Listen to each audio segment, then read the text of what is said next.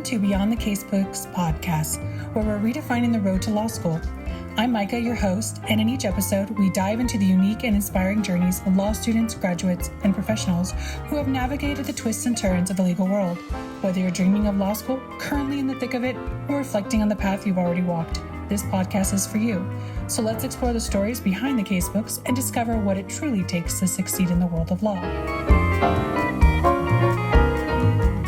Hi, I'm Micah. This is the online law coach, and we're doing a series called Beyond the Casebooks, where we talk about different roads that people have taken to get to law school. Today we have Justin. And Justin, how are you doing today? I am blessed, highly favored, feeling good. How are you feeling?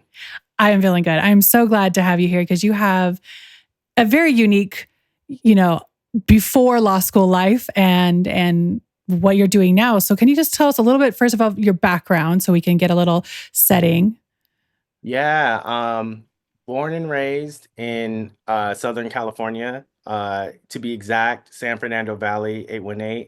If you want to be even more exact, Pacoima, California. I grew up a kid that just loved creativity, loved music, loved skateboarding. And my parents, I grew up in a Christian household, but my parents were very much like, express yourself.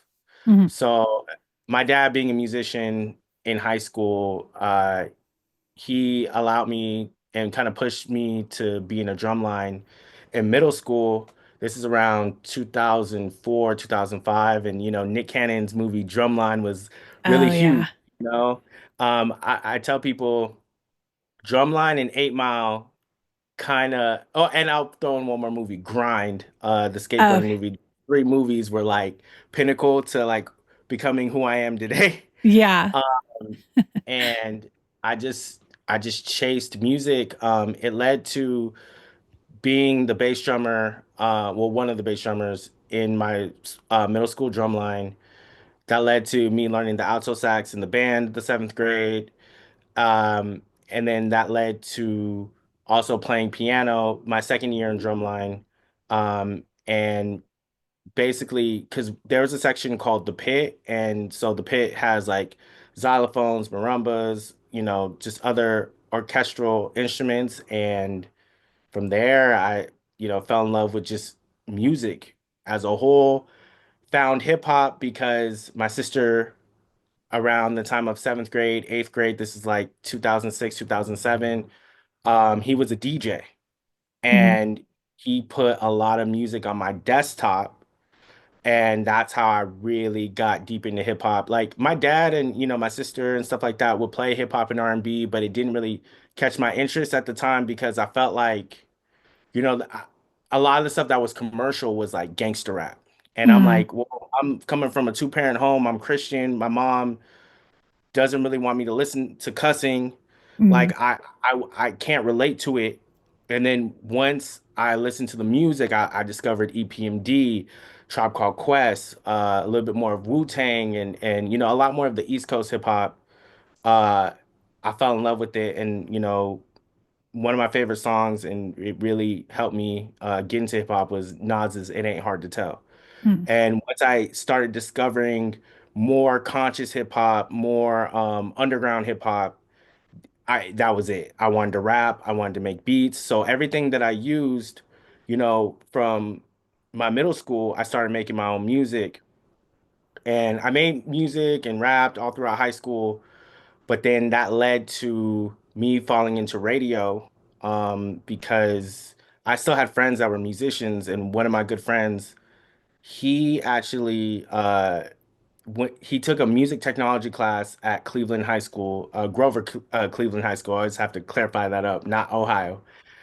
And from there, I met my guy DJ MK, who they were doing radio in a garage, and it was, the show was called Syndicate Radio, and I at the time, not everyone was rapping, not everyone was making hip hop. It wasn't as cool as people make it today. Mhm. So I had already knew all the kids that rapped in my school. I knew, certain people who were making music, and I started to book artists for that show. Hmm. And from there, it just branched out into me becoming a host. And it wasn't until the radio show fell apart years later, and I got my opportunity to intern while I was in college for an indie mag called Street Motivation Magazine. It wasn't until then I went completely solo, and I found myself interning for that magazine, interviewing people like Snoop Dogg, Naughty by Nature, Amber Rose, Kendra Wilkinson, like just the list goes on. And then, I got picked up by the legendary hip hop group The Far Side to do my own solo show, The Great Late Show, which is now on 101.5 KQBH. Mm. And then that led to, um, getting my master's down the line in music industry administration. And towards the end of the program, one of my professors, I had found out he did work with Kevin Hart over at Laugh Out Loud Radio for SiriusXM. And he asked me upon, the completion of my comprehensive exam, what do you plan on doing? Because I was the only person in my cohort who wanted to do radio and Hmm. media. And basically he had said that, he had connections, and I had already did some work over at Sirius with Rude Jude and Justin Hunt, who goes by the Company Man on YouTube. Hmm. Uh, and from there, like 3 years later, even while I was in law school, at Trinity Law, you know, um, I got the call. They wanted me on the production team for the legendary comedian Earthquakes show Quakes House, which is one of the top shows on SiriusXM. It's specifically just comedy, but that's what led to that. And based off of radio and my radio show, that led to DJing. And at this point, I've DJ'd for groups like Slum Village. I've opened up for Ghostface Killah. I've DJ'd for Warren G. A lot of other acts as well. And I'm currently a resident DJ at the Four Seasons in Beverly Hills. Wow, that is quite a resume. Yeah, um, that's pretty I try impressive. to That's I try to like compact it as much. It's a long story, but no, that's amazing. Those are all that's really awesome. And how did why law school though? I mean, because you sounds like you got pretty stacked and you already have a master's, you already went to education for this, you've got a lot of experience in the DJ and the radio and music industry. Where did law school come into play though? I law school came into play when I was in my first year of getting my master's degree, which this is around 2017, 2017, Yeah. 2018. And for me, I took an entertainment law class, Okay. and that sparked my interest. That's when I started to learn Iraq and, Mm-hmm. all, the tools that you need to be successful in law school. And Yeah. basically, I got to be in that class. And I was talking to my mom, and I was telling her, I'm thinking about law school. I might go. And she was like, "Really?" And she got all excited, and I was Yeah. like, "Yeah, maybe." I was like, "If music doesn't work out, I'm gonna go to law school." And I said it just kind of like, maybe. I didn't think anything else of it. Literally, 2019, I had got my master's, and I was working as a booking agent. I was booking artists. Again, like even though I've DJ for Slum Village, part of the reason why I got that was because I was booking artists, but just now for concerts. Mm-hmm. And so a lot of the people like Slum Village, Goody Mob, Rakim from Eric B and Rakim, people like that. Um, I actually got laid off during the pandemic. Mm-hmm. And around that time, my sister had entered into the legal field, and she was a manager of Beverly Law, and that she was doing it for personal injury. And she was like, "Look, I'm looking to hire people." She wanted to hire my best friend and manager, because she needed someone who spoke Spanish because a lot of times, especially here in California, there's a lot of Spanish speakers and Yeah. stuff like that. And I was like, well, I'm out of a job. Why not me? And she's like, really? And I'm like, yeah. And from there, it sparked my interest. I'm like, why don't I just go chase this lawyer dream? Like, like Yeah. why not? Because just in case COVID and all this never ends, I want to always be able to make money and survive and things of that nature. And Mm-hmm. from there, I went down the path of like what I need to do. I took the LSAT once. I took it once, and I did not get the score I wanted. And I think a lot of first generation law students understand this and the plight. Like I don't come from money. I like when I studied for the LSAT and got tutoring and all that, that came from me working. It wasn't because my parents helped me. It wasn't because of anything else. Yeah. So I was like, do I want to put up another grand or two to take this exam Mm-hmm. again? Mm-hmm. And I started looking at my options and I found Trinity. And at that time, like I've always been a Christian, but for me, especially in the Black culture, sometimes Christianity is cultural. It's like Yeah. you believe in God because your mom or your dad or whoever your grandma Mm-hmm. tells you to go to church. So yeah, so like we love gospel music, we love soulful music, Yeah. whatever. But I had already was kind of going on my path of like getting more serious in my faith. Mm-hmm. And then from there, like Trinity, like, because I had already felt like God was pushing me to go to law school. And Mm-hmm. then from there, like, I saw Trinity, I saw law school. I was like, all right, well, this is it. I'm gonna go. I saw the flex program, went in, and the rest is history. Well, that's pretty amazing. And, I know it seems like just these little things, but they're actually pretty huge things. I mean, the pandemic, of course, affected a lot Yeah, of us. I'm I didn't start law school till over 40, So I'm I hear older. that. It's not like I didn't dream about doing it a long time ago, but like you said, I didn't grow up. I spent half of my childhood homeless and none of my parents went to college. So I it was just a dream. And but I think the pandemic, just like yourself, made some of us unemployed. So there wasn't a lot of other options. Might as well risk a little more in time. So, even though it seemed terrible at the time in, 2020 or whatever year we all started losing employment, that was obviously God's way of like, okay, this sucks now, but there's a purpose here. And look at you, you're like, what? You're in your last semester, you're almost done. Yeah, I'm in my last semester. And for me, because I still consider myself kind of like a non-traditional student, even though like I started at I think 29.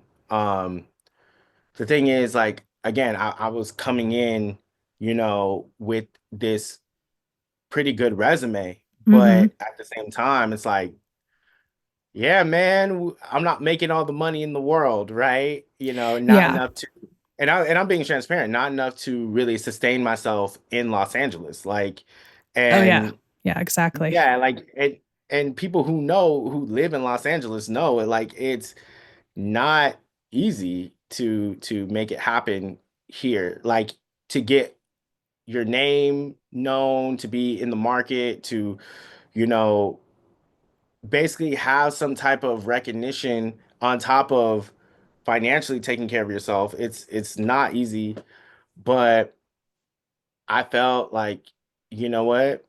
I gotta lock in on this because if I lock in on this, like, okay, I can always make money, invest in my dreams, invest in other things, and keep it moving. And the plight of balancing both, Mm-hmm. that's been the challenge, like wholeheartedly. Yeah, I imagine because I've, not just the resume you told us, but I've seen other work that you've been doing. How do you juggling that? Because you do have your career that you're already, trying to keep that rolling and keep that up there. But law school's hard. So there's a lot of reading, a lot of classes, a lot of briefing. What are you doing to help make both of those, possible? To be quite honest, it's God more than anything. Yeah. Um, being in therapy, because I've been in therapy for 4 years, and it's been a lot of trial and error. It's been a Yeah. lot of, okay, this works, this doesn't work. Leaning on classmates, leaning on professors. So shout out to Rocky. Man, just leaning on your community and your village to help where they can, and also too just trying to establish boundaries, Yeah. trying to have those hard conversations with your loved ones, family. I'm in a relationship, and my girlfriend has a child, Mhm. and having that conversation with my girlfriend, or having those conversations with my friends, because a lot of my industry is based off of relationships. Mhm. Yeah. And also too, the industry is very much not what you've done, but what have you done for me lately? Mm. And that's part of the reason why I didn't necessarily shut everything down, but I had to be honest with my employers, with just the whole Laugh Out Loud network on SiriusXM. I had to be fully transparent with any place that I was DJing, the radio station that I work at. Like, for the most part on social media, I've kept it under wraps that I am in law school.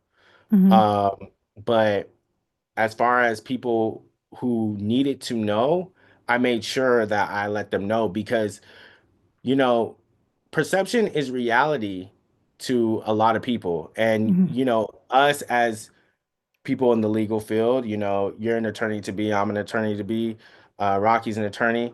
Um, that's not always the case. Mhm. You can only go based off of the facts of what you see. So a lot of times people just go based off of what they see or what they assume, or whatever the case may Mhm. be. And I've tried to be as transparent as possible with everybody. Like, look, this is what's happening. This is what's going on. Yes, I can do this. Yes, or, no, I can't really do that. But just trying to find the middle ground, really. And sometimes I've overextended myself where it hit me in the butt and I saw it on the back end with grades. And sometimes I was perfectly fine.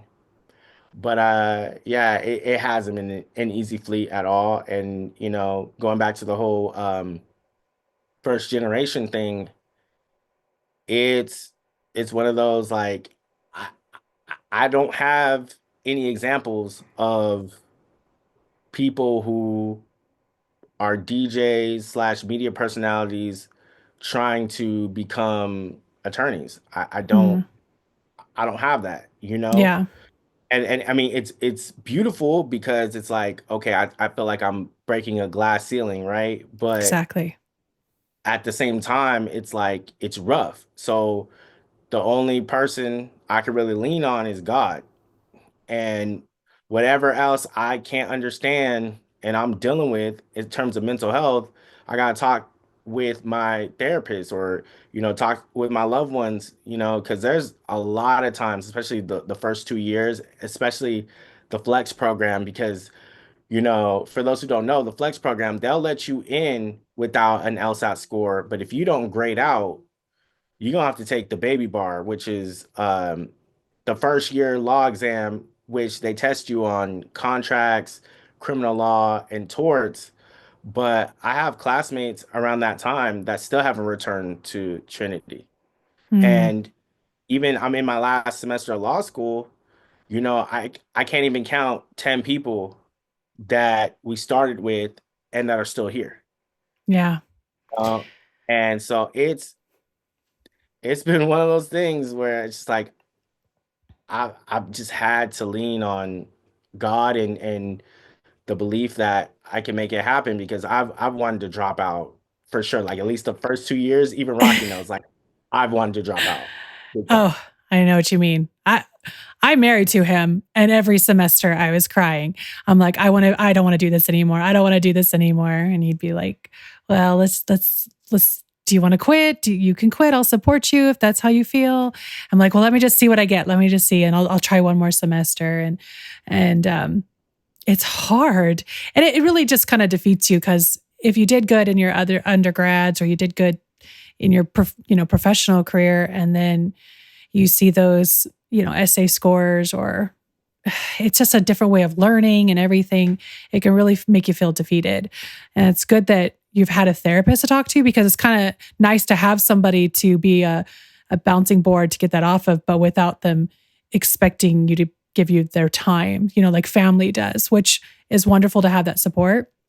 But a therapist is excellent for you to just get that out of your system. And when you're feeling that doubt, to help you, cope with that. Yeah, yeah, no, I mean, trust me, so many times. I mean, I think every semester I have a good cry, at least one. Yeah. I think at least one. When You I, know, yeah, when I first started, and when I was a 1L, I met a girl that was a 3L, and she said, she's like, you can always tell the 1Ls. She's like, you're a 1L, huh? You'll never cry more in your life or drink more in your life than you do with law school. And I'm like, and then she was right. She was right. I mean, at least cry a lot, a lot of crying. yeah, yeah, no, I mean, but I've talked to other attorneys and people who've gone to other schools and everything like that. That's how it's kind of supposed to be. It's like if you don't have an existential crisis in law school, I'm concerned for you. Exactly. Exactly. Yeah. There ain't no way. And it's about going through that metamorphosis. And the catch phrase, or the mantra in law school has always been think like a lawyer. We're trying to get you to think like a lawyer. Uh, And in that process of trying to think like a lawyer, I've been trying to make sure I still feel like an artist. exactly. Yeah. Not lose yourself and your original dreams and goals Yeah, too. because community, and that's why I've always tried to maintain all my relationships, because again, that's like the lifeline, like and even my background too, that I didn't really dive into. I used to work at CSUN Student Housing as an RA, and then I was the community center manager. So I ran the rec center while I was in grad school, so I can have free housing and this and that. And yeah, like that's my background, yo, and especially with learning social justice and all these things. So it's hard, and even the DJ world, most of my referrals, most of my clients are people I went to school with. Hmm. And it's like trying to maintain those relationships, but genuine relationships. Like Yeah. I have these people that I do business with, either, they were my friends beforehand, or I built friendships off of business. Like Hmm. there's certain people or old supervisors who are still my friends, and we don't have to do business ever again, but we were genuinely friends, or we still are friends. Yeah. So, it's hard. It's hard in my industry, and also too, you have classmates that some are very competitive. And Hmm. like I've had to study with people who are doing significantly better than me, who they've shut down, you know, all their family activities, or they don't have friends like that or whatever. And I'm like, that's not my world. That's not Yeah. even how I got here. How I No. got here was, my hard work and my relationships. So, and I don't know how I would have been able to just do law school. I think a part of me would have died, because Yeah, I I love understand. creativity, I love art so much. So Yeah, you're like you said, you're creative, you're an artist. And that's where your heart is.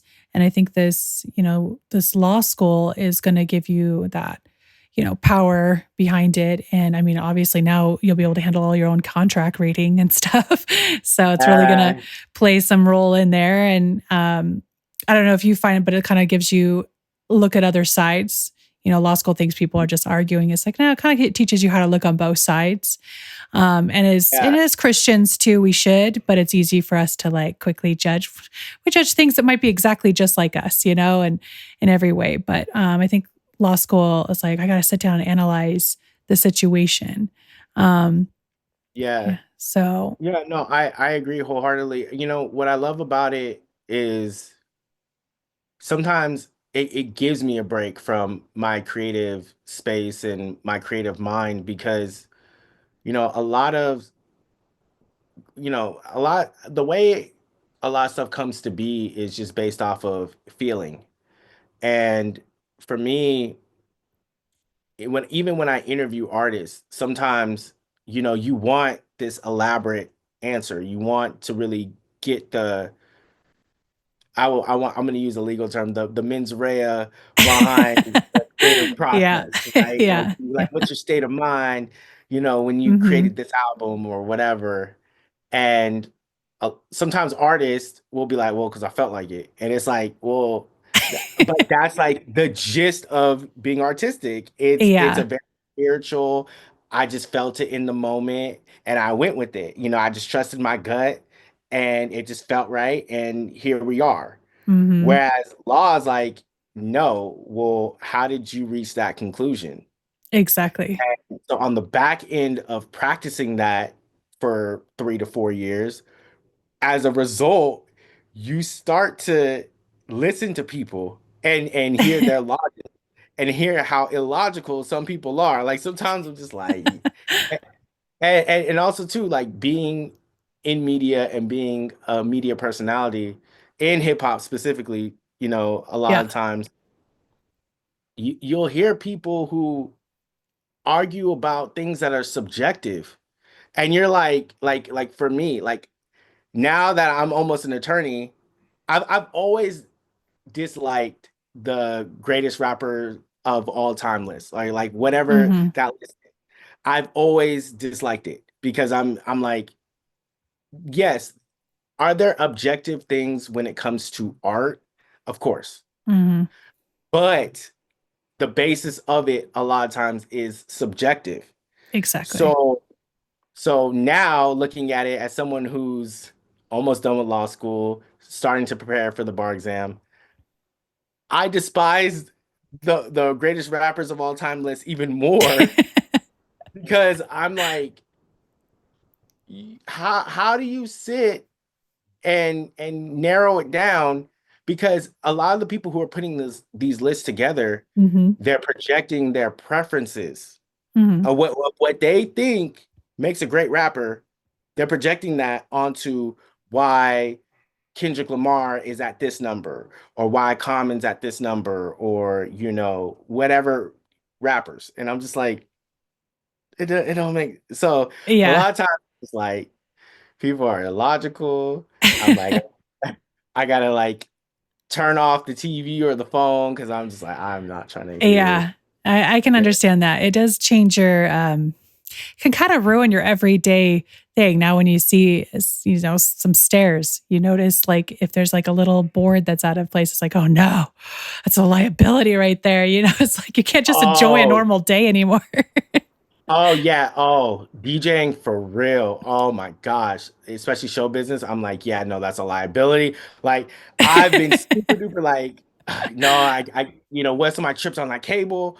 Yeah, no, it changes your mind and especially with movies and stuff like that too. It And ruined Law and Order for me. It was like, oh yeah, I was yeah, like, of why course. does she still have a bruise? They just got attacked yesterday and now they're in trial. Like there's, Yeah, like all this stuff. So it's ruined some things, but it made me enjoy some other things. So I yeah, imagine that no. with you, at least now your setup will be a lot more safer for everybody because you'll be thinking of every liability. Yeah, I mean, unfortunately, like, I mean, I battle anxiety and I truly believe that, sometimes your superpower can also have like a downfall in certain ways. Like, so I'm like, look, I'm super analytical. So the downfall is I'm anxious because I'm thinking about all the what ifs. So I'm Yeah. like, at least I can use that for good. I'm like, at least I can use Yeah. like, I mean, it's again, is the glass half empty or half full? Like, it's like one of those like, if you look at it like, all right, I deal with anxiety. At least I'm analytical. I can use that to, my advantage, Hmm. or be like, oh man, I see all the bad and everything. Yeah. It's I'm just happy that um I'm using all the gifts God has given me, and Yeah. I saw every opportunity through. And I think that's for me the most important thing of it, because and I was talking to one of my classmates, Lewis Page, big shout out to him.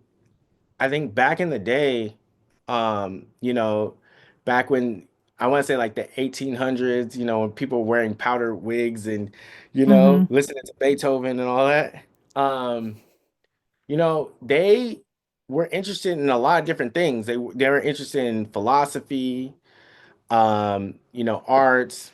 There was a lot of Renaissance people, and so I just feel like that when I'm thinking about being a lawyer, being a DJ, being a media personality, and even my undergrad, I have a degree in television production. So it's like I just look at myself as a Renaissance person, and whether I'm using my creative brain or my legal brain or, whatever the case may be, I just look at it like, I'm just using my will and want to learn different things and learn different principles and disciplines. And, I'm basically becoming who God wants me to become. And so, Exactly. That's great. So you have the bar coming up. You're going to take in July. I'm going to actually take that one too. I put even though I graduated earlier, I needed more time, a little break. Like you said, the yeah, I anxiety hear thing, that. I believe hear me, that. everybody, it was just causing too much. So I was like, I need a little mental break and then get hitting on Yeah. the books. So I think that's for those who can, I definitely recommend it. Yeah. So after that, what's your plans? Obviously, you'll be waiting for your results, which take a long time. Yeah. Do you plan on like intertwining the legal field? Are you just going to have it as like something very important for your business? What are your plans, or do you have those? I know a lot of people sometimes don't know until they know, until God tells you what it will be. But do you have something already set that you're going to be working on? Yeah. So I'm going back to Beverly Law. That's where I started out, my legal career technically, Okay. and personal injury. I've already gotten an offer, which I'm happy, thank God, Wow, that's um, awesome. That's thank wonderful. you. Thank you. And again, I'm big on getting where you fit in. That's part of my success too. I'm like, I don't think I'm too good or too proud to do certain things. Like obviously, there's certain things I won't do, but for the most part, I'm like, get in where you fit in, if it makes sense. Yeah. So I'm gonna go back over there, and after that, kind of just branch out into entertainment. Kind of just once again, like I kind of want to build my reps and build my name in the legal field in the space, and Hmm. then hopefully from there, maybe a senior entertainment attorney, or you know someone who has a lot of experience wants to take me on and show me that, Yeah. uh, and then branch out and go into that, and then hopefully have my own firm. I definitely want to have my own law firm, my own practice, because I've done that, especially with the whole radio thing and media thing.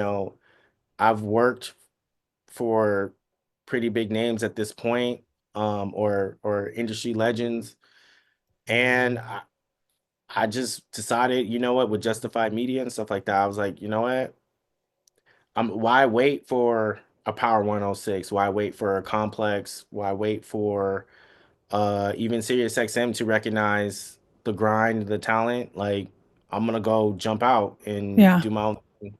So I see myself doing that, but as the great saying says, you, we make plans, but God laughs. And Yeah. Well, at least so that's what I you don't have know. planned now. We'll see if that's I mean, those sounds like great plans though. And I mean, from, I've worked for other attorneys and they'll get in an industry, but they actually never worked in the same thing that they might be working Yeah, in law, but they don't know whether it's contracts. Maybe they didn't do in the food industry or whatever business that they're representing.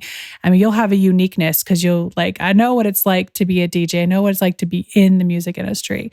And that will be very unique for you. And I imagine that, even though you're trying to build that picture now, that somehow that is where your destiny is going to be at, is somewhere maybe protecting that, writing for that, helping with contracts or advocating or I can definitely see that.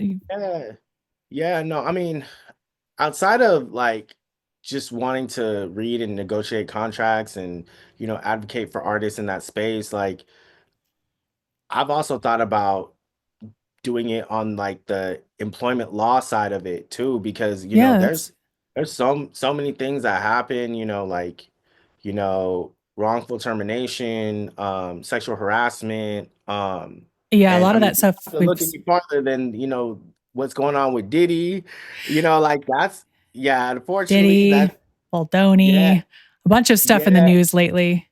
a Yeah. lot of stuff on. So, I can see myself going that route too. Um, but yeah, I just the one of the main reasons why I went to law school was because I felt like there are entertainment attorneys out there, and I'm not saying that they haven't learned an artistic discipline or they don't care about the culture of art when it comes to certain communities and whatever the case may be. I'm definitely not saying that, but my impression is that a lot of entertainment attorneys, they're just interested and fascinated with entertainment and they decided why not. Hmm. Hmm. And for me, that's not it. Like, it's been documented that I come from this world, Hmm.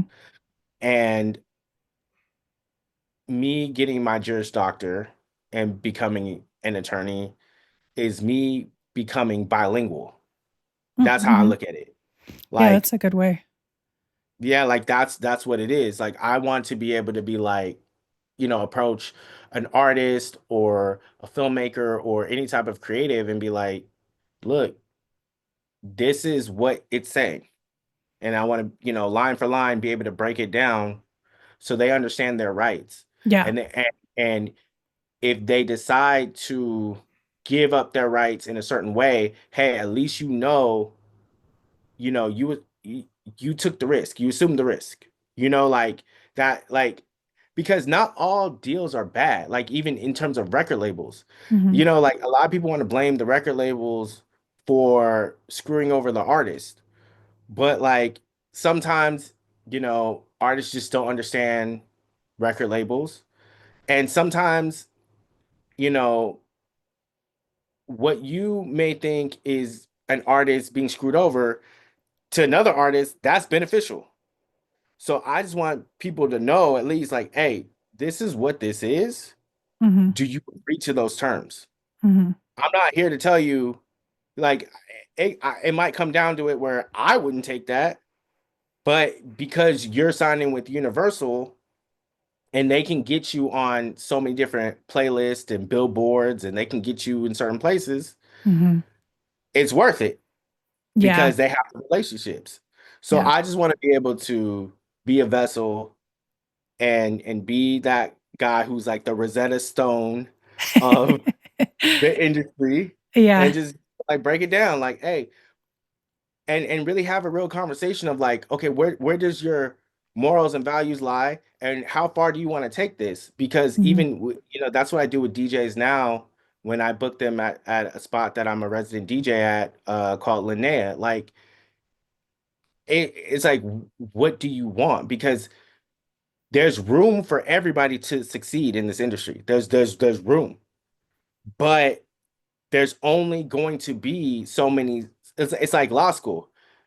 Sure, for the most part, if you score high enough, you will graduate. As long as you're above a 2.0, there's space for all of us. But there's only going to be so many people who get A's. So Mhm. if you want to get A's and B's, you're gonna have to sacrifice something. That's Mhm. just the truth. And if you want to be a superstar, and I Mhm. just want people who want to be superstars understand what these terms are to get there.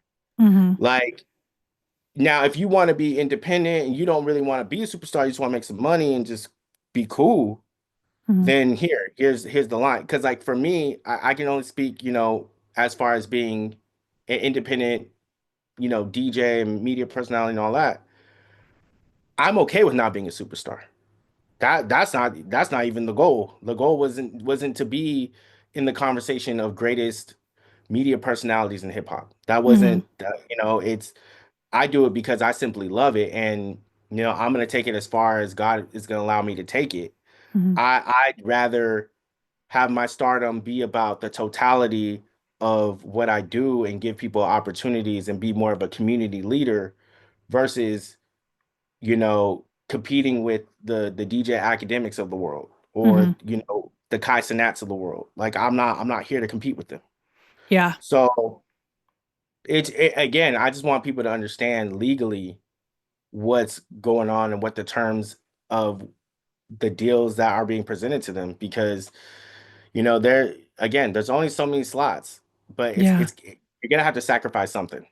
Yeah. So I think that that is, very understandable for people who maybe like you that have a different career or they've, waited for whatever reason, as some advice and maybe some tips of what they can consider if they're going to go into law school or that different career choice. Is there any other advice or tips that you could maybe offer those that are just kind of like in your position that are wanting to Oh take that yeah. leap? Yeah, I would say really think it through. Okay. I mean, a lot of times like we see things in our heads, right? And that's beautiful. I'm big on manifestation. I'm big on, dreaming about it and thinking about it every day until it becomes a reality and taking the steps to get there. Mhm. But we plan things or see things in our head, and then when we get there, you know, it's a total different ballgame. Yeah. So I would say, you know, really think about it, pray on it. And also take anyone's story, even like mine, and this is a law school metaphor, take it as a case. My story is just a case. It's, Mhm. and there's other cases of people who worked in entertainment. Big shout out to Gordon Firemark. He does a podcast called Entertainment Law Update. His story was similar to mine, where he was working in the film industry, and they went on strike, and then that's when he decided to go to law school. Mm. You know, but Yeah. it's like, I mean, it's a similar story, but it's still like, There's different still uniqueness. things have Yeah. happened. So definitely, take what I've said, as, a case study, um, and understand that I remember, I think one of the intro videos when I first started at Trinity, they said the law is a jealous mistress. Oh, It yeah. is. It is. It very much Yeah. is. Yeah. And to quote Rocky as well, you can't cheat the work. Yeah. You cannot cheat the work. Mhm. And obviously there's, materials out there that can help you brief cases and all this other stuff. I mean, we are law students in the internet age, but to be fair, like when it comes down to that final, which is Hmm. 3 hours, right? Which Hmm. feels like 20 minutes, Yeah. Yeah. you're going to have to perform. Hmm. And that's the truth. And like his final was 60% of my grade, and I was bugging out. I was like, how am I about to do this? And I did over like 40 practice exams to prepare for his final. I did hear that you really, really prepared. He was actually very proud of you and your hard work. I was amazed. I'm like, I'm almost done, and I'm even married to this law professor, and I'm just like, wow, he's a lot better than me. That's amazing. That is, congratulations. That's like you put in the work. You absolutely put in the work, and you Thank took you. it serious. And that's Thank how you you. should do it. I'm proud of you, and you weren't even my student, so Thank you. No, I appreciate it. No, it just comes down to, you can't escape the work. I mean, again, definitely balance, your life. Like again, I'm a big family person. I love hmm my family. I love hmm my girlfriend. I love her son. I love all my people, but at the same time, it's like, man, like everyone has to understand, like our relationship will be even better on the other side of this because I can yeah, help you now in areas that I couldn't help you before. yeah, And like everybody needs to rally around you and understand that this is going to be not only beneficial for you, but for everyone and the community and all these things. So I just think that, like I would tell an artist once I'm an attorney, just look at all the pros and cons. Really, really go through your schedule and see where you're at in life, because you can't cheat that work. You can't. hmm You're gonna have to show up, and if you want any level of success and you want to graduate above a 2.0, I don't see anyone doing it without sacrificing time, effort, and obviously, like I've been blessed to achieve what I've been able to achieve while in law school, uh-huh. but there's certain levels, there's certain things I've had to pass on because of being in law school. Like I had gotten an offer to be, well, to basically audition for a very big media company, hmm like one of the biggest media companies in the tabloids ever. And it's kind of like a giveaway, kind of, if you like really know. They have buses all around Hollywood where you can have a Oh yeah, tour. yeah. Yeah, I've so like they came knocking literally during the Flex program. They came knocking, and in Flex, you can't miss an exam. no. You can't miss nothing. You can't. So, and I didn't know if I was going to get back in time, and I was like, no, I'm not risking it. Yeah, And there's no makeup exams. I mean, it, no, yeah, no, there's you have there's to no be great. like losing an organ. And even then, to get that approved to do a makeup exam, no, No, you either no, do it now or you don't do it at all. and So, and to be real, and this is the truth. Like I remember I was taking property, and my grandfather was declining.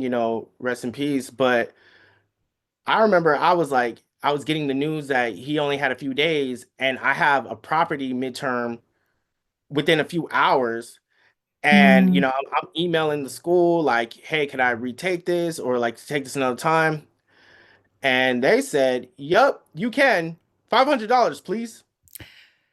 yeah. I was like, "Hey, like," but the truth is, like, it's just that's the nature of our business. Like things have to get done regardless. And again, I'm not mad at it. I'm not here to bash the school or just the system at all. But it's just the truth of what's happening. And I would even say too, it's just like sometimes you're gonna have to sacrifice certain things to uh get this Juris Doctor. And one other thing that I've sacrificed, and I think it's important, and I'm glad to say this name I can say and all this other stuff because I made it public.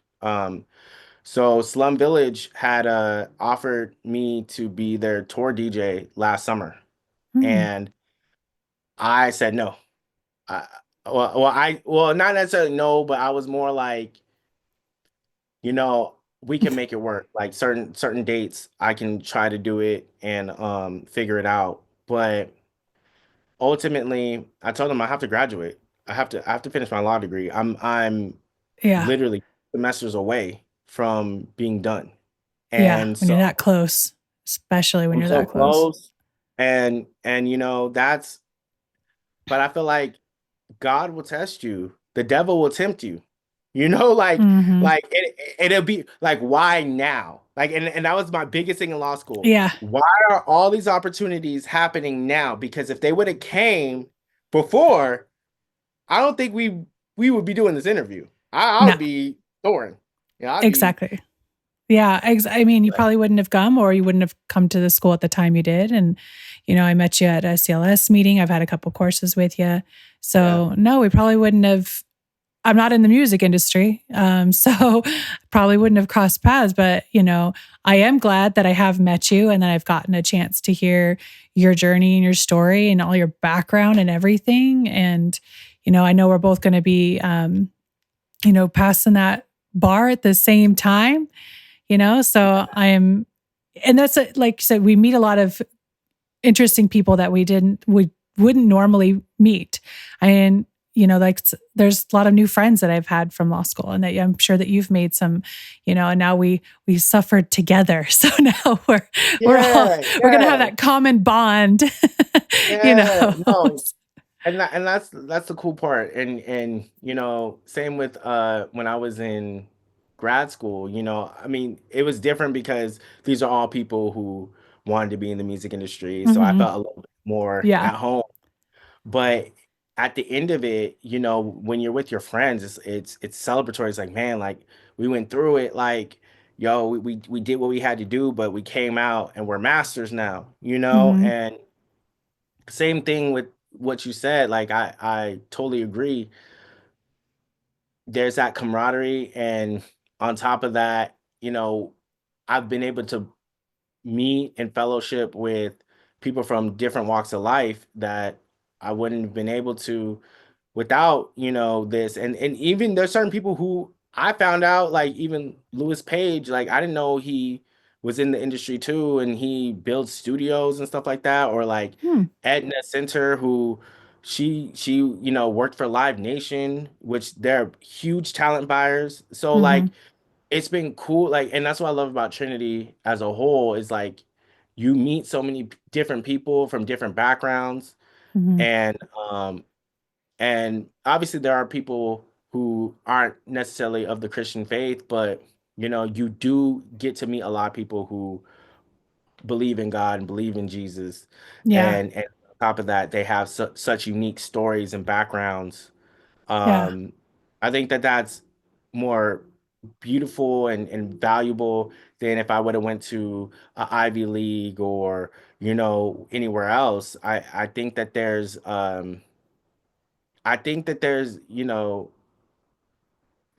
you feel Jesus in there, not because of it's a Christian school, but you feel that like God could take someone who society may view as, not the legal prototype, right? Yeah, And exactly. and you see God use that person to Hmm. become, a lawyer or an attorney, and I think that's Jesus, like versus, anything else. So I have to agree with that. I mean, that is obviously no diss on anybody who did go a different route or maybe right after yeah, undergrad and they had the resources to do that. But at least a lot of the people that we've gotten to know at Trinity, um, we either are working full time or we have kids or we had other lives and it just not traditional or not unconventional journeys to law school that got us there. Sometimes it was out of desperation. Some of it was just like daring ourselves or or why not? Let's try this. And I think that's what's so great about the time that we live in too, is that it's okay for us to try to go for that other dream, that other goal. While it may not have been, not even 20 years ago where it didn't work out for our lives at that point or whatever our ages are and stuff. So I think that it's nice to kind of, even though we all have different backgrounds, it's so nice to be around a community of people that had struggles before. Because I think that we have a different goal of why we want to be attorneys. It's not necessarily to be rich. It's not just to be dressed, in suits in a high tower building or something. We have a different reason for it, but we all came from something similar at the core of it. So Yeah, no, and I agree. And here's the thing too, like even though I'm a first generation law student and you too and all that, but I'm not even against or mad at the people that, they had someone in their family mhm, that was an attorney. Like, yeah, I'm big on, hey, if you have the resources, mhm, hey, use them. But my biggest thing is don't look down upon people that don't. If exactly. you have the privilege, I'm not mad that you have the privilege, Yeah, you know, exactly. but just don't abuse the privilege and don't look down upon people who don't have the privilege. And if you're aware enough that you do have the privilege, just be mindful. That's Yeah, it. yeah. Well, we all fought to get there. We're all going to sit in the same rooms and take the same exact exam. I mean, we should be on level ground. So, yeah, Yeah. exactly. And the truth is the bar exam does not discriminate. Oh. It feels personal, but yeah, it Yeah, doesn't discriminate. We're all getting the it doesn't same discriminate. horrible exam. It's again, as Rocky said, it's gonna show who did the work. Yeah, Did you do the work? And whatever the work looks like. I mean, because we all learn differently. We all have different learning styles, all that. But did you do the work to prepare for this exam? And yeah, that's it. yeah, There's nothing else after that. yeah, exactly, exactly. And it's coming up. It's I coming know, up. trust me. So yeah, I've had I'm about to switch back to adaptive bar, but I've been using Bar Prep Hero in between, Uh, and it's been down how many days? I think we're at like 192 at this point. okay. We still got over 190 days, Yeah. like, Oh but it's yeah. coming, and I'm I like, oh, I have a here we go. countdown on my phone to, to add to the suspense for it. But I need to Yeah. because I can be a procrastinator. And so I just need to see you only have so much time. Yeah, exactly. I don't know if you have this, but like Rocky got me. I don't know if you can see it. Um, No, I can. oh, you can't see it. Can you see it now? I Or can. Yeah, yeah. okay. It's a Pomodoro clock thingy because Uh-huh. I get distracted or I get bored of reading con law.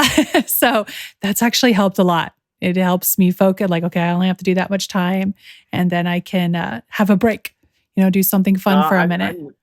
trust me, I need it. Like I'm not even saying this because I'm on, y'all's platform, but Rocky's a guru. Like I honestly have to give credit where credit's due. Rocky has been a very prominent voice in me staying in law school, especially him working for a registrar. Because there's some times I was like, Rocky, I don't know about all this, man. I really don't. I'm like, I Yeah. don't know. He's So, really good. I mean, that's why I married him. He kind of talks you off the ledge, mhm. and uh, I've told when I've had those panics, I remember last summer I had a final exam panic attack. And, I'm talking to my sister and she's helped me calm down. She's like, do you have your friends you can talk to? I'm like, yeah, but we all actually have the same panic attacks on these finals. We're all in the same. So it's not helping. But Rocky, he definitely has that way of he knows what's bothering me, but he doesn't feed it. He helps it, reason it back down back down to earth. And I mean, that's why I mean, there's lots of reasons why I married him, but that is definitely one that I needed, especially through law school, and makes him a good professor. So unfortunately, I've never been able to have him as a classroom because that would be a conflict of interest. But Yeah, no, I I, figured. yeah, Yeah, the but conflict of interest. Yeah. he's helped me. He's helping me study for the bar and helping me prepare for that. And I've seen some of his videos and things to see his work, and I hear him in the other room preparing and everything. So he takes it I mean, seriously. hey, again, talk about privileges. Like, I'm not mad at it. You have a bar coach and all that. Shoot, hey, I'm not mad at it. Yeah, It's best for you. it wasn't like I planned it, but he definitely helped encourage it because whether this part may or not end up in the podcast, but at least we can edit it out. But like I met Rocky years ago. I started law school actually a while back, Mhm. and I met him on the first day in orientation. Um, and I started to hide behind him in class because Professor Clark was very intimidating. And I would just like meek down, I didn't want to be called on. I was scared. And eventually he turned around and started talking to me. And we became friends for a while. And then we, started dating and we got married and everything. I had left law school in my first year. First, my grandfather died and he was like my dad. He raised me. And my mom got diagnosed with terminal cancer. Oh, So so I left. I needed to be with family. And he mhm, continued, like I was no longer even in this state because my family doesn't live here in California. And he still mhm. saw me like every week. He's like, no, it wasn't every week. I'm like, I think it was every week. You either drove or you flew, you found a way to come see me. And we continued our relationship. And and we got married. And I've had, and since that original until now, I've lost all my grandparents. I've lost my dog. I lost my mom. Oh, my dad's like, you need to hurry up and get through law school. I might be next on the list. So just man, so many people. yo, But I'm yeah, yeah, no, not to cut you off at all. I'm no, it's just trying okay. to I agree with you. Like, yeah, trust me. I've lost my grandfather, one of my best friends' grandfather, who's like a grandfather to me. Certain friends that I came up with in the music scene. Um, one of my mom's best friends, who was like an aunt to me, passed away. Like, yeah, like I've a lot has happened. Yeah. Well, And just and on in, top of, yeah. even recently, like, the fires that are happening in LA County, Mm-hmm. seeing that certain classmates or certain people that have lost their homes, and just a lot of different stuff just kind of just popping off and going on. But again, like, I think those things happen, um so we can get closer to God, and Yeah. onto our faith. Yeah. um and also too, it's also to test you if you're gonna go back, and you're gonna, Yeah. again, the devil will tempt you, and you do you want to, Yeah. renege on this, and whatever. But like, Yeah. at this point, like, we've come so far. And I mean, you've crossed the finish line. Like, all you have to do now is just pass the bar. Like, I Mm-hmm. have to, get Yeah. through these last three classes, and I just think at the end of the day, it's like, nah, God sent me here. God kept me here. Now all I gotta do is do the work, and Yeah. listen to, my bar coach, hold on to words of encouragement that people like Rocky gave me, hold on to my family, hold on to my community, because, as and again, as Rocky knows, bar prep and that process is a very vulnerable time, Exactly. you know. Yeah, exactly. I think though, following what God has for us, it wasn't the right time for me then, but I was supposed to start then because I met Rocky. And that Yeah. was definitely meant to be. And then the pandemic, and of course, I lost my job just as well as everybody else. And that was like, well, let's try this again. But I think trying it again was great because it had my family prepared how that looked. it gave me that trial year kind of because I had already done some of it before. And it let me know how important, like you said, those relationships. I, put that line in the sand when I went the first time, and I regretted it. I felt like I missed out with the family members that I lost. And after that, I was like, no, I'm not doing that again. I am going to put law school up there and I'm going to sacrifice other things, but I'm not sacrificing my family anymore. I never Yeah, want to have that feeling again where I should have been there and I wasn't. And yeah, I mean, I was blessed to at least be by my mother's side when she died. Um, but I didn't make it in time to my grandpa's. I was in the middle of a final exam, and it was devastating to me to not be by his side for that moment. Like there's nothing I could have done. I was in a completely different state, but it's like, and I think that it helped me actually have a stronger relationship and learn how to balance the two. right. Law school is still hard. Relationships are still hard, but we can see Yeah, that it was a weird path, but God still brought us where we're supposed to be. So right, right. yeah, And once again, sending my condolences. I think it's important to have your non-negotiables. Like there's yeah, certain things exactly. like regardless, like yo, that's my family. Like I and having those tiers clear in your head, like for me, it's like it goes God, family, my chosen family, who people Hmm. who aren't necessarily Exactly. blood, but I consider family. And then, law school and then career and all those other things. And we are all on borrowed time, Yeah. unfortunately. That's Yeah. just the reality of living in this fallen world. That's just kind of, the law of the land. But Yeah.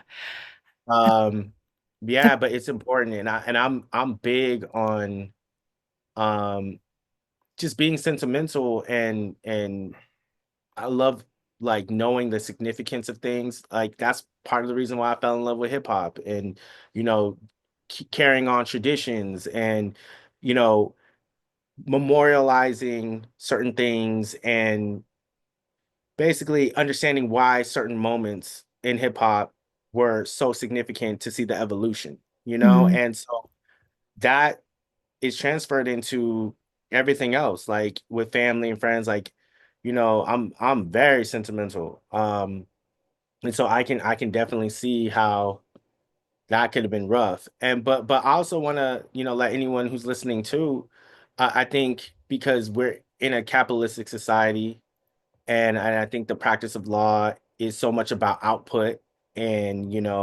trying to, I mean, I wouldn't say law school is about finding the right answer, but it's, there is that pressure. I feel as an attorney, you have to try to find the right answer. mhm, But I think that setbacks and resting is part of the grind. mhm, It is part of it. Going back to my love of skateboarding, I love watching Street League. And it's a street competition for those who don't know. Street skateboarding is when people grind rails, do acrobatics over stairs and stuff like that. And mhm, so you have to fall. You mhm. have to fail. Like that's why it's so phenomenal when they land it, because you understand like how many things have to go right for you to land that. Yeah, And exactly. and so like if you don't fall, and if you don't have that setback, how are you able to learn, okay, this time I need to move my foot this way. Next time I need to make sure I'm reversed a certain way. Like I just think that, setbacks are a part of it. And I've had setbacks like, and honestly, kind of going back to the example with my last final, like had I not had the setbacks of getting certain grades that I didn't want, I Mhm, wouldn't have had that vulnerability to be like, Rocky, like I don't know what the disconnect is. mhm, And I need real advice. And he gave me the advice and I ran with it. mhm. But if it wasn't for that setback, I would still be taking those habits into my last semester. I would still be taking those habits into bar prep. Yeah.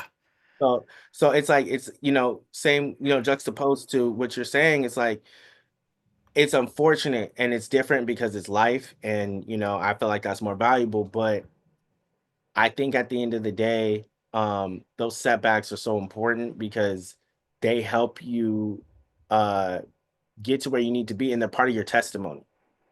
You know, Hmm. um, and I think that that's why you know I keep pushing because at the end of the day, like I want my testimony to help people.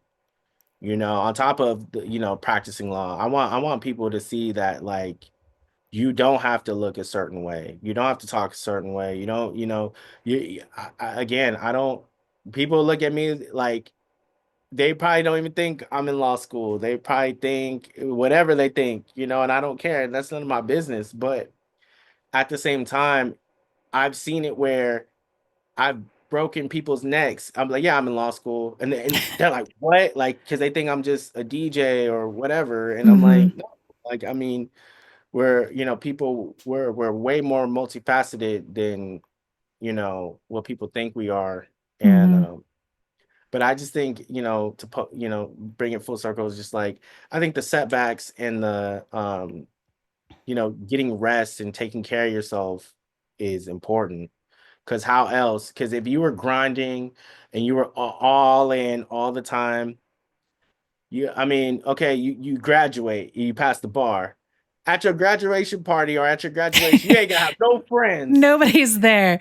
Nobody's there. Nobody to No be happy friends. for you, or Oh, you because ain't you burn got all those bridges and stuff. So no, it's yeah. it's it's wonderful to have a support system, and yeah. So those are really great, advice, and I believe your story is going to inspire other people and give them that motivation and understanding what it really looks like. Not just roses. So, Yeah, yeah, I think at the end of the day, it's I just really believe in what's knowledge if you can't share it. I don't want exactly. to, you know, I heard someone say this. I can't give them the credit, but I heard someone say like when you die, die empty. Mm, Like if you're gonna go, hmm. you know, give everything that you can. Yeah. And for me, within reason, right? Because Yeah.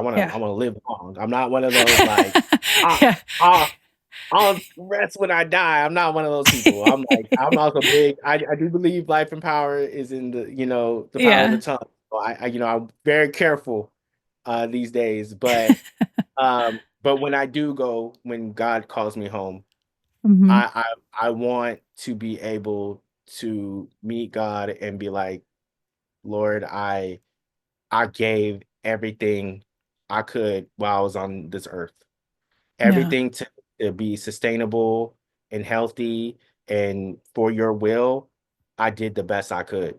Yeah. And that's how I want to go out. And so if I can help as many people while I'm here in the physical, um, I'm willing to do it because at the end of the day, like if this was all about me and whatever, I would have picked something else because this right here is hard. I would have picked something else, you know? Yeah. Well, I really appreciate you taking this time. I know I've probably taken a lot of your time, but you've had, a great story, a great journey, and a lot of great advice. And I really appreciate your candor with every experience that you've been having with it. For those that, because I know you're still DJing, where can people find you, or what's your social medias, or Yeah, of course. Of course. And also too, I want to say thank you for having me on. This is fun. Um, and like I said, this is what I love to do. And at the end of the day, it's cool to be able to chop it up in terms of law and just legal affairs and in a certain, aspect of it. And I hope to do it more, whether it's, coming back on or just, doing that more in my career. But if you want to follow me at Justin Muzack. That's JUSTINMUZACK. Once again, that's JUSTINMUZACK. You can find everything for Justified Media Network. We are an independent company where we cover all things music industry and the cultures that come with it.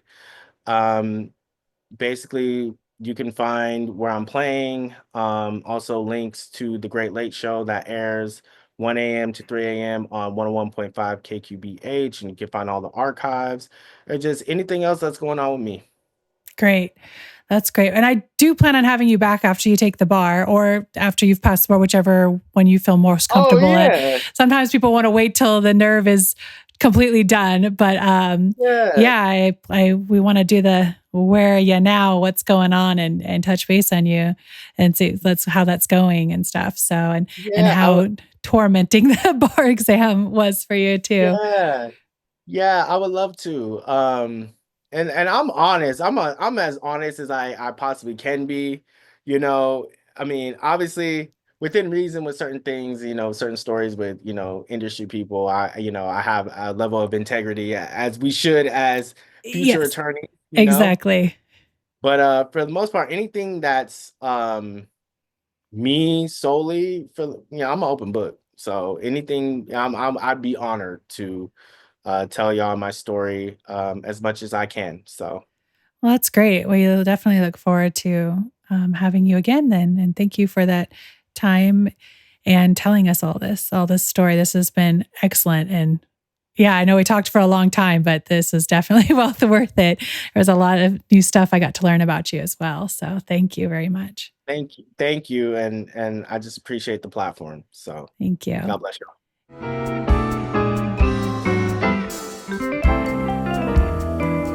Thanks for joining us on this episode of Beyond the Casebooks podcast.